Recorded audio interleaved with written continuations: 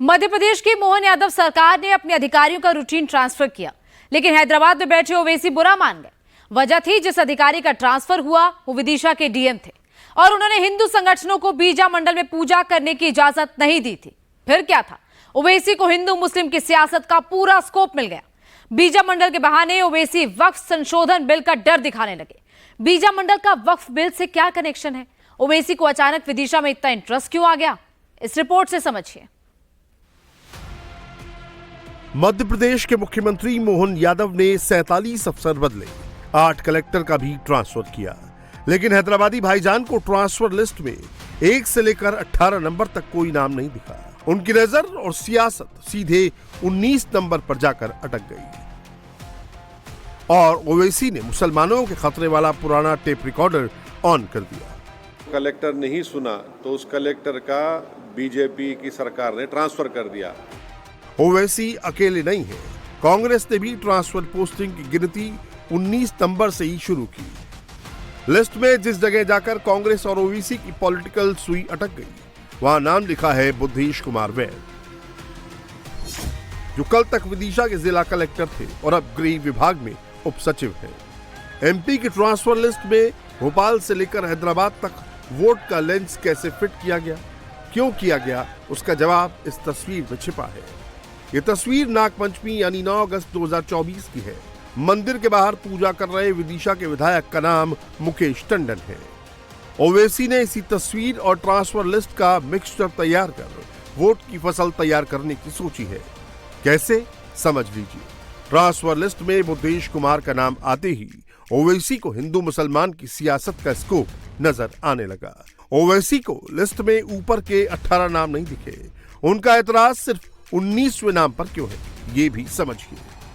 दरअसल कुछ दिनों पहले हिंदू संगठनों ने उस समय विदिशा के डीएम रहे बुद्धेश कुमार से मुलाकात की थी। हिंदू संगठनों ने नागपंचमी के मौके पर बीजा मंडल या विजय मंदिर को खोलने का अनुरोध किया था।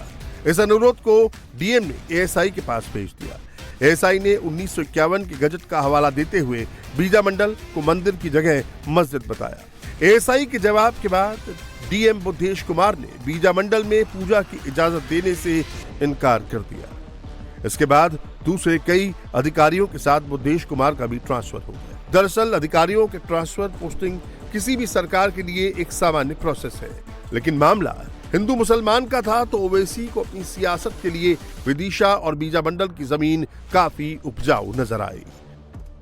देखिए, मैं जो शुरू से हम जिस बात का खदशा का इजहार कर रहे थे कि जब वहाँ के कलेक्टर ने ये कहा कि 1950 के एएसआई का गज़ीट है जिसमें मस्जिद है और संघ परिवार के ऑर्गेनाइजेशन ये चाहते थे कि वहाँ पर मस्जिद में एएसआई प्रोटेक्टेड जो मॉन्यूमेंट में जिसमें गज़ीट में मस्जिद है वहाँ पर पूजा करें, और वो कलेक्टर नहीं सुना तो उस कलेक्टर का बीजेपी की सरकार ने ट्रांसफर कर दिया। ओवैसी बीजा मंडल को मस्जिद बता रहे हैं, लेकिन उन्हें विदिशा के मुसलमानों का ही साथ नहीं मिल रहा। दरअसल बीजा मंडल को लेकर हिंदू और मुस्लिम पक्ष के बीच 1965-66 में समझौता हुआ था, जिसके बाद मुस्लिम पक्ष ने बीजा मंडल या विजय मंदिर पर अपना दावा छोड़ दिया और ये पूरी जमीन एएसआई को सौंप दी गई। इसके बाद सरकार ने मुस्लिम पक्ष को भोपाल रोड पर ईदगाह की जमीन दी। मुस्लिम समाज तभी से ईदगाह में ईद की नमाज पढ़ता आ रहा है। बीजा मंडल ईदगाह मस्जिद मुसलमानों के पास थी और एक समझौते के तहत हिंदू समाज के लोग और मुस्लिम समाज के लोग और प्रशासन और शासन के लोग की मौजूदगी में एक समझौता हुआ था। इस समझौते के तहत हमने अपना जो है वहाँ से अधिकार छोड़ा और उसे आर्कोलॉजिकल गवर्नमेंट के अंदर दे दिया गया है और गवर्नमेंट ने हमें जो है उसके बदले में ईदगाह मस्जिद ईदगाह बना के हमें ईदगाह चौराहे पर भोपाल रोड पे दी। ओवैसी की टेंशन डीएम का ट्रांसफर विजय सूर्य मंदिर या बीजा मंडल नहीं है। ओवैसी भले ही तीर बीजा मंडल की तरफ चला रहे हैं, लेकिन उनका निशाना कहीं और है। असल में ओवैसी को वक्फ संशोधन बिल का खतरा सता रहा है। ओवैसी के पूरे ट्वीट को गौर से पढ़िए। ओवैसी लिख रहे हैं कि जिला अधिकारी का ट्रांसफर सिर्फ इसलिए हुआ क्योंकि उन्होंने कानून का पालन किया, लेकिन असली बात ट्वीट के निचले हिस्से में है। ओवैसी के मुताबिक वक्फ संशोधन बिल का असली खतरा यही है। अगर भीड़ मस्जिद को मस्जिद मानने से इनकार कर दे तो कलेक्टर को उनकी बात माननी होगी, नहीं तो उसका ट्रांसफर कर दिया जाएगा। कोई सबूत मान्य नहीं होगा। जो वक्फ संशोधन बिल ओवैसी को डरा रहा है वो फिलहाल चर्चा के लिए जेपीसी के पास है, जिसके मेंबर खुद ओवैसी हैं। 31 सदस्यों वाली जेपीसी में 8 मुसलमान सांसद भी हैं। ओवैसी को पता है कि जेपीसी में अगर उनके एतराज नहीं माने गए और बिल में संशोधन हो गया तो उनके लिए अपने वोटरों को जवाब देना मुश्किल हो जाएगा। प्रेजेंट वक्फ बिल में कलेक्टर को ये पावर दिया गया है कि वो डिसाइड करेगा कि कोई प्लेस ऑफ वर्शिप या प्रॉपर्टी वक्फ है या नहीं।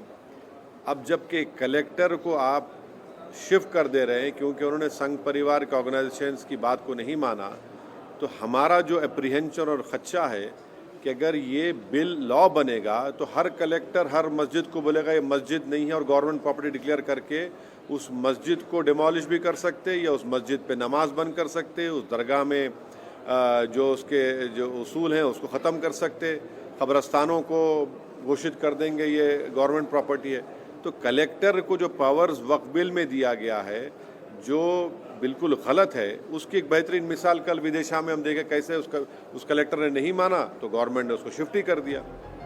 ओवैसी को वैसे तो पूरे वक्फ संशोधन बिल पर एतराज है, लेकिन उनकी सबसे बड़ी परेशानी जिलाधिकारी को मिलने वाले अधिकार को लेकर है।